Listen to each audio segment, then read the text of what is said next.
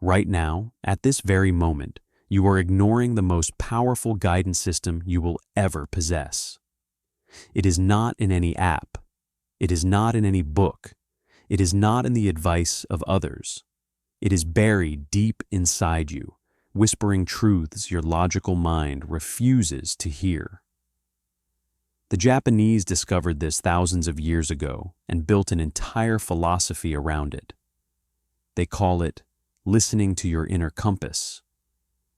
And the difference between people who master this and people who ignore it? One group lives with clarity, purpose, and unshakable confidence. The other spends their entire life second-guessing, drowning in analysis paralysis, and wondering why success feels so impossibly far away.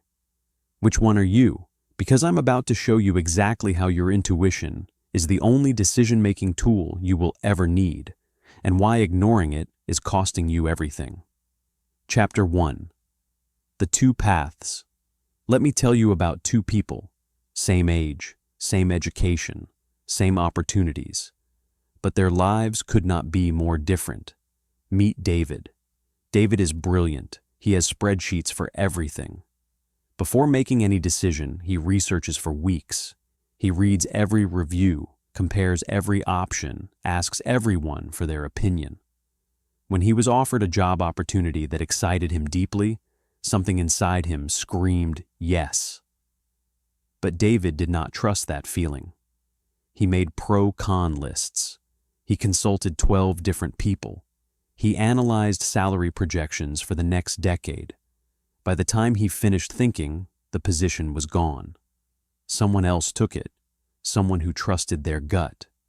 This pattern repeated in his relationships, his career moves, his business ideas. David is now 42 years old. He is comfortable. He is safe. But late at night, when the world is quiet, he lies awake, thinking about all the opportunities he let slip away because he could not stop overthinking. He wonders what his life would look like if he had just trusted that inner voice that always seemed to know the answer before his brain even started calculating. Now meet Sarah. Sarah came from the same background as David. She faced the same choices, but Sarah had learned something David had not. She had discovered a Japanese principle called haragi, the art of intuitive communication and decision-making. The Japanese believe that true wisdom does not come from the head. It comes from the hara, the center of your being, located just below your navel. This is where your intuition lives. This is where your inner compass points. When Sarah was offered a similar opportunity, she felt the same excitement David had felt. But instead of drowning it in analysis, she sat quietly. She placed her hand on her abdomen. She asked herself one simple question. Does this feel aligned with who I am becoming? The answer came instantly. Yes. It felt like truth reverberating through her entire body. She accepted the position that same day. That decision changed everything. The role opened doors she never could have predicted. She met people who became lifelong collaborators. She discovered strengths she did not know she possessed. Today, Sarah runs her own company. She makes decisions quickly and confidently. And here is the remarkable part. She is almost never wrong.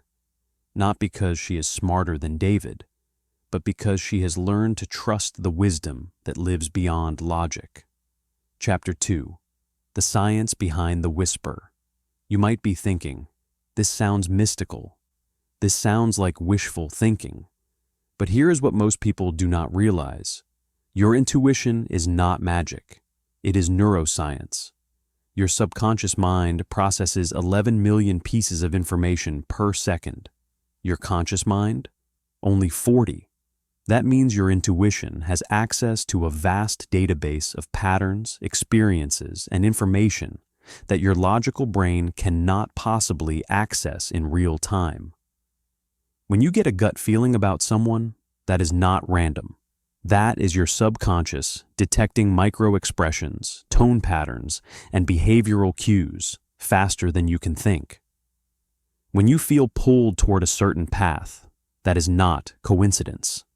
That is your inner compass synthesizing everything you have ever learned, experienced, and absorbed, then delivering it to you as a feeling. The Japanese understood this centuries before neuroscience could explain it. They built entire practices around cultivating this inner wisdom. In Zen Buddhism, there is a concept called Mushin, which means no mind. It refers to a state where you stop overthinking and allow your intuition to guide you. Samurai warriors trained for years to reach this state because they understood that in the split second of combat, thinking gets you killed. Intuition keeps you alive. But you do not need to be a warrior to access this power. You already have it. The question is, are you listening? Chapter 3. Why we stop trusting ourselves. So what happened? If intuition is so powerful, why do most people ignore it? Because we are taught to distrust it. From childhood, we are trained to value logic over feeling. Show your work. Prove your answer. Do not trust your gut. Trust the formula. By the time we reach adulthood, we have completely severed the connection to our inner compass. We second-guess every instinct. We need validation from others. We need data to support what we already feel is true. And here's the cruelest irony. The more we ignore our intuition, the quieter it becomes. It is like a friend who keeps offering advice that you never take. Eventually, that friend stops trying. Your intuition does not disappear. It just stops speaking loudly enough for you to hear it over the noise of your overthinking mind. This is what happened to David. Every time he had an intuitive hit and ignored it, he trained himself to distrust that inner voice. Over years, the connection weakened. Now, when he tries to tune in, all he hears is static. His inner compass is still there, but the signal is so faint he cannot find it. Sarah took a different path. Every time she felt an intuitive pull and honored it, she strengthened that connection. She proved to herself that her inner compass was reliable. Over time, the signal got stronger. Now it is clear, immediate, and undeniable. She does not agonize over decisions because the answer arrives before the question is fully formed. Chapter 4. The Japanese Art of Listening Within. So how do you rebuild this connection? How do you turn up the volume on your intuition until it becomes your primary guidance system? The Japanese practice something called naikan, which means introspection or looking inside. It is not meditation in the traditional sense.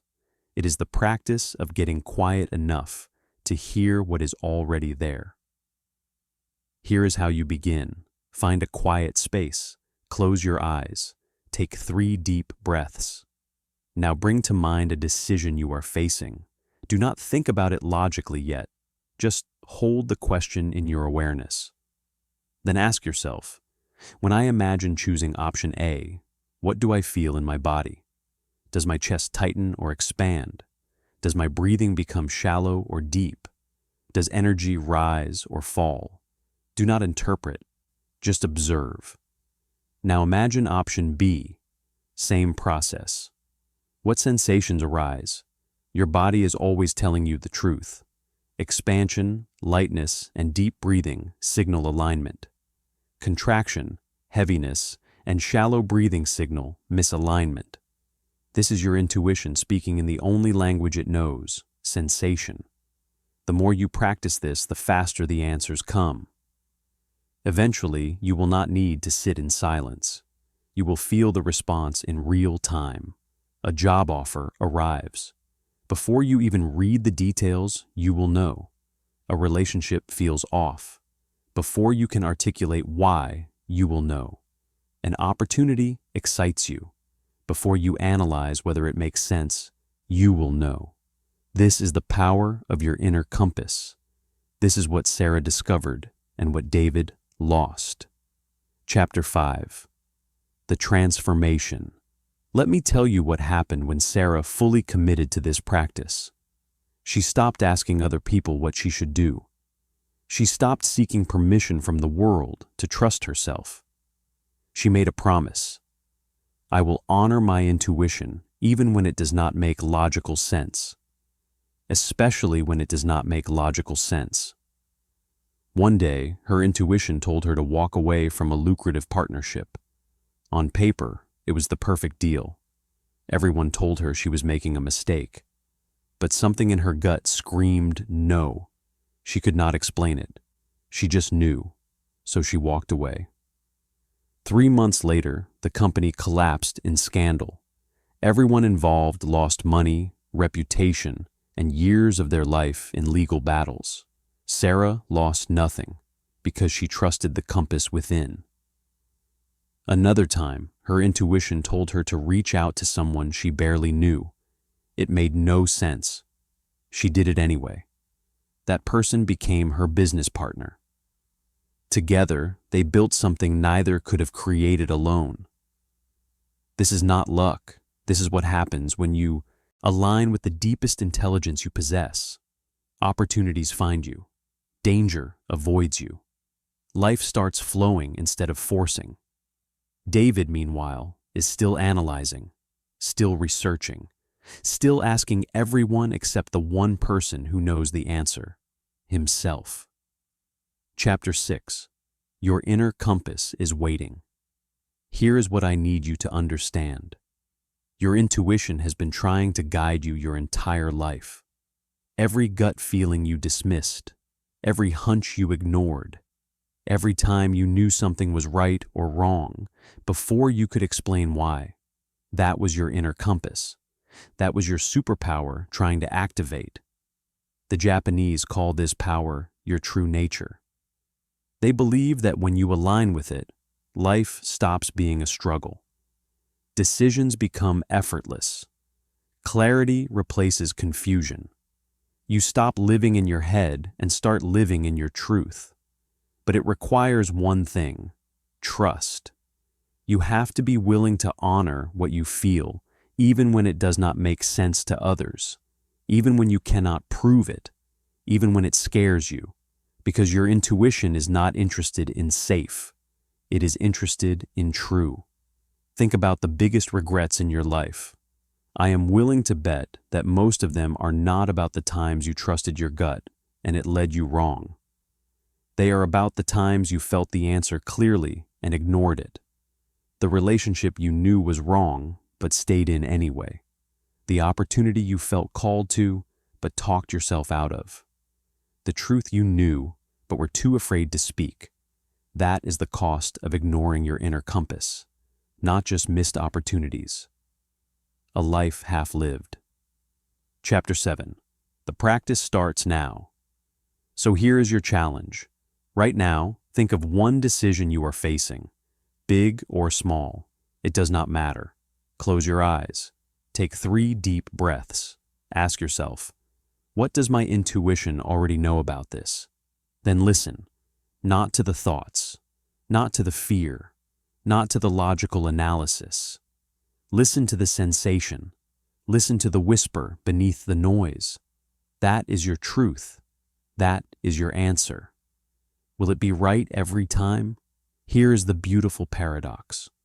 When you trust your intuition, rightness stops being about outcomes. It becomes about alignment. When you honor your inner compass, even the so-called mistakes become perfect redirections. Even the closed doors become protection, because you are no longer forcing your way through life. You are being guided by something far wiser than your thinking mind could ever be. The Japanese have a saying, "The heart knows what the mind cannot understand." Your heart has been trying to tell you something. It is time to listen.